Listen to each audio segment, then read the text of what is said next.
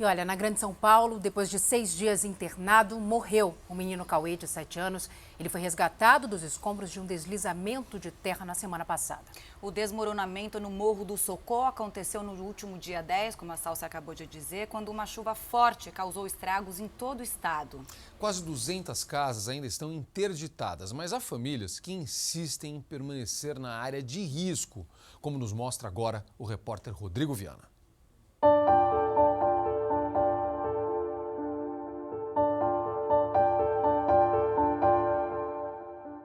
Cauê, de 7 anos, passou quase uma semana no hospital. Mas nesta segunda-feira veio a notícia triste. O menino não resistiu. Foi exatamente aqui que as equipes de resgate conseguiram tirar Cauê com vida do meio da lama. Aí isso abalou muita gente. Ele morava onde? Ele morava lá na frente. Ali na frente. É, onde caiu mesmo a casa dele. Mas ele faleceu, ele está indo para o Piauí agora.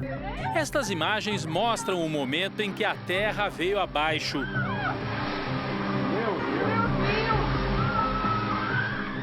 Quem sobreviveu traz no corpo as marcas do deslizamento.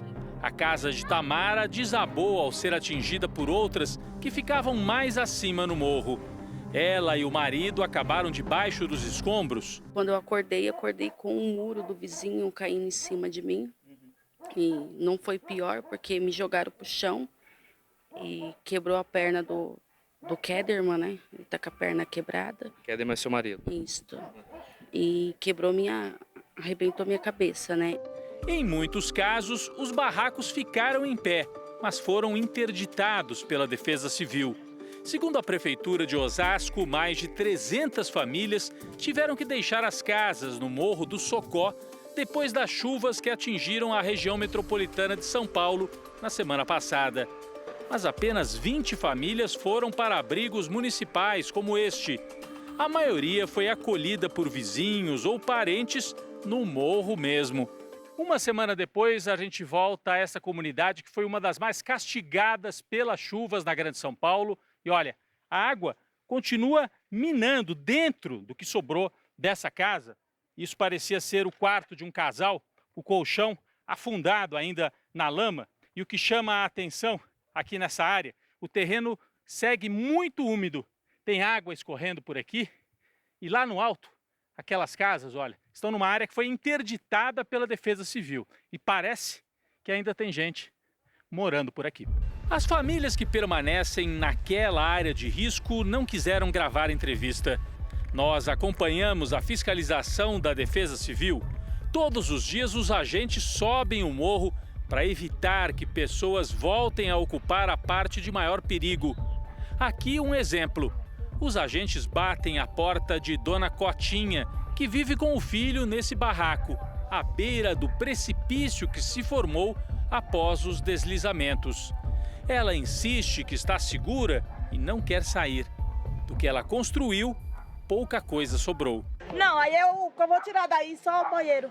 Aqui nos fundos a gente percebe como está a casa da Dona Cotinha. Tem um pouco de mato na frente, mas dá para ver, olha, está pendurado na beira do barranco, de um jeito muito parecido ao daquela outra casa, olha, por um fio, né? Naquela outra as pessoas saíram. E aqui ao lado, vários barracos ruíram com as chuvas. Alguns metros abaixo, a Defesa Civil consegue convencer o vizinho dela a sair da área. A casa recebe um selo de interdição. Está pendurado, o barraco dele tinha 2 barracos, eram 2 barracos, um dele, do irmão dele desabou. Muita gente continua a erguer casas no morro e até prédios como esse de 5 andares, bem perto da área dos deslizamentos.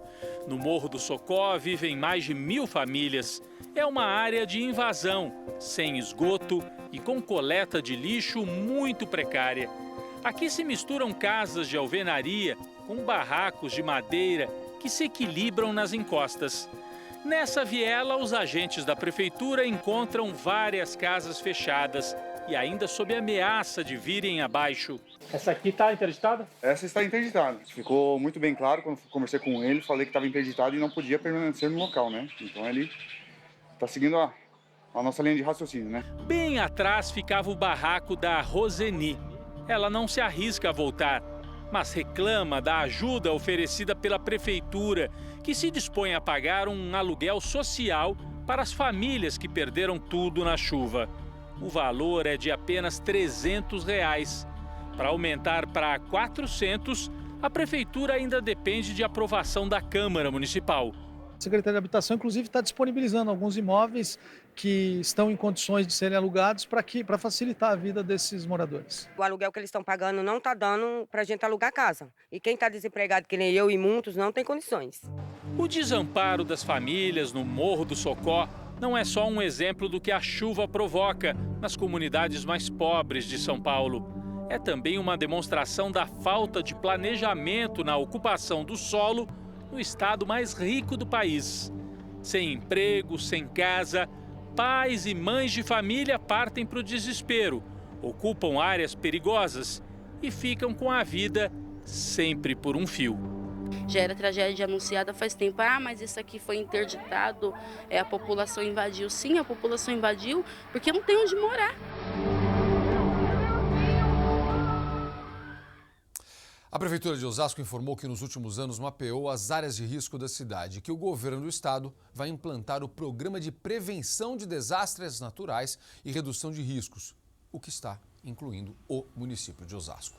Salce, Camila.